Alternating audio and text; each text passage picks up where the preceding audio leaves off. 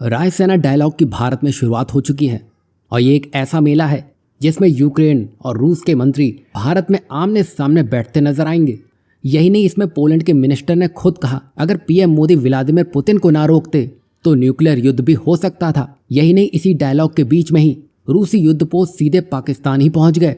तो वहीं जिस भारत को फाइव आइज के देश इग्नोर करने में लगे थे, आज वीटो के लिए भारत का नाम सबसे आगे रखने पर मजबूर हो चले हैं। जैसा कि हमने पहले कहा, जियोपॉलिटिक्स हर दिन बड़े धमाके करने में लगा हुआ है, जिसमें हर बार की तरह भारत ही आपको केंद्र बिंदु में दिखेगा। ये बोलने वाली बात नहीं है, बल्कि दुनिया ऐसा कह रही है। दरअसल जैसा कि आप देख पा रहे हैं, रूस यूक्रेन युद्ध ने पूरी दुनिया में हलचल मचा रखी है। खासकर यूरोप में माहौल काफी तनावपूर्ण हो चुका है। अब ऐसे में पोलैंड जैसे देश को एक बड़ा डर भी था, क्योंकि रूस का कोई भरोसा नहीं था कि वो कब कौन सा हमला कर दे, जिसमें न्यूक्लियर अटैक भी शामिल था। वहीं पोलैंड के विदेश मामलों के सचिव व्लादिस्लाव क्लोफिल ने बताया कि राष्ट्रपति पुतिन ने इस पर गंभीरता से विचार किया था, लेकिन अंतर्राष्ट्रीय दबाव और भारत के हस्तक्षेप के कारण उन्होंने पीछे हटने का फैसला किया। वहीं पीएम मोदी की कूटनीतिक समझ की पोलैंड ने सराहना की है, जिसकी वजह से यूक्रेन और यूरोप भारी तबाही से बच सके हैं और इसे भारत की बड़ी कूटनीतिक जीत ही माना जा रहा है। अब यहाँ पर पोलैंड यूरोप को ये समझ जाना चाहिए कि ये एक दिन का काम नहीं है।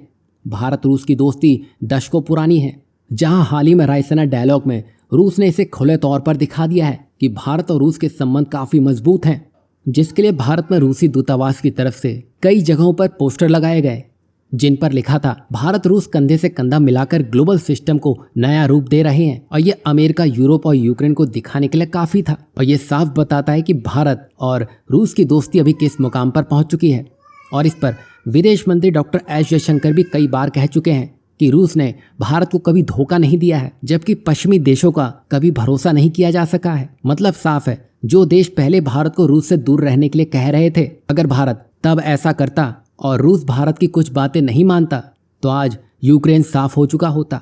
वहीं G20 समिट के बाद से ही रूस और भारत के ट्रेड और डिफेंस संबंध काफी मजबूत होते दिखाई दिए हैं, जिसमें कई नई डील्स भी साइन होती दिखाई दी हैं। वहीं दूसरी पिक्चर में देखा जाए तो रूसी युद्धपोत अभी पाकिस्तान में घुसते दिखाई दिए हैं। खास तौर से भारत के लिए शॉकिंग न्यूज है, क्योंकि अगर रूस पाकिस्तान से डिफेंस के मामले में क्लोज होता है तो ये भारत के लिए बड़ा थ्रेट माना जा सकता है। दरअसल हुआ यह है कि हाल ही में रशियन नेवी का एक बेड़ा पाकिस्तान के कराची पोर्ट पहुंचा है, जिसमें RFS रेजिकी, RFS एल्डार, टाइडन ज़ेपॉव और RFS पेचेंगा जैसे जहाज शामिल थे।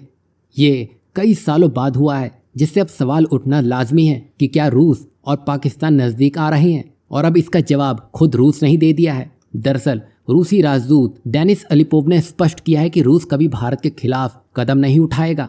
रूस और पाकिस्तान के बीच में रक्षा संबंध काफी लिमिटेड है, इसलिए भारत को चिंता करने की जरूरत नहीं है। यहाँ आप देख सकते हैं, भारत की भूमिका अब वैश्विक स्तर पर सिर्फ एक दर्शक की नहीं, बल्कि एक पावरफुल डिसीजन मेकर की बनती जा रही है। यहाँ आपको क्या लगता है, आने वाला समय सिर्फ भारत और रूस का ही रहने वाला है?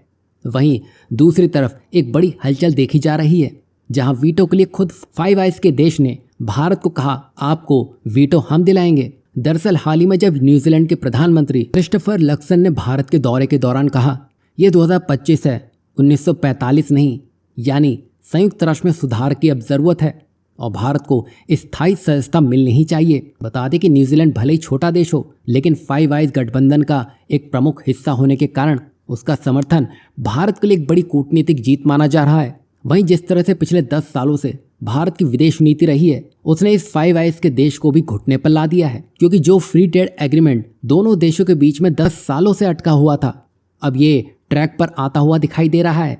यही नहीं, यूरोपियन यूनियन, ब्रिटेन सब भारत से FTA करना चाहते हैं और अब न्यूजीलैंड 10 सालों बाद नींद से जागा है, वो भी भारत को वीटो के लिए समर्थन दे रहा है। मतलब भारत लगातार अपने समर्थन आधार को मजबूत कर रहा है, जिसके परिणाम अब जग जाहिर होने लगे हैं। यहाँ आपको क्या लगता है, भारत के ये बढ़ते कदम किन किन देशों को बेचैन कर सकते हैं? इस पर अपनी राय जरूर दीजिएगा।